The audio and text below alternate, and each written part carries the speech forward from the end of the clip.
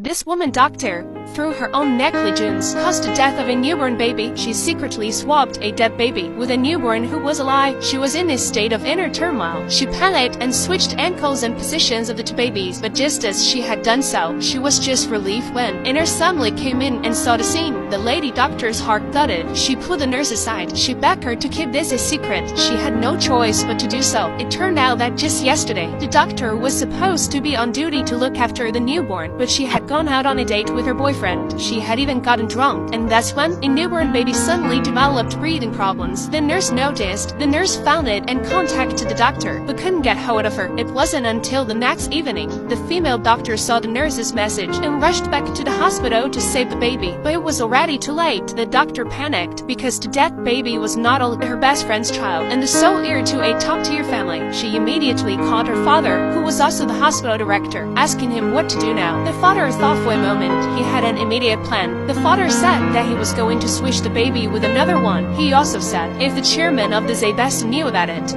was her fault that the baby died, then she would be finished and she would definitely withdraw her investment in the hospital. The hospital would not be able to operate. When the female doctor heard this, she slowly looked at another baby born on the same day as the one who had died, a baby with no power in her family. And then she listened to her father. The two children were switched after being suddenly bumped into by a nurse. The female doctor quickly calmed down, threatening that as long as the nurse pretended she didn't know anything, she had her own director father arrange for her to take his daughter to go abroad for treatment of congenital heart disease. The nurse agreed for her daughter's sake. Then the female doctor asked the nurse to call the mother of the premature baby alone, and then told her with a false sense of regret, "I'm sorry, the baby had unfortunately died." The woman looked incredulous. "What do you mean by that? My baby is not getting better." She just grabbed the woman's hand, pleading with her to save her baby. The doctor didn't dare to stay any longer, so she gave the nurse a wink. She told her to pull the woman away and leave. At this point, the plutocrat's wife seemed to have a heart of gold. She learned that a child was in trouble and immediately went to the doctor. She told her that she didn't know why. She was scared and upset. She had a feeling that she was involved. The lady doctor felt weak. She immediately assured the plutocrat's wife that her baby was perfectly healthy. She told her not to worry. The plutocrat's wife went back to her room. The woman, however,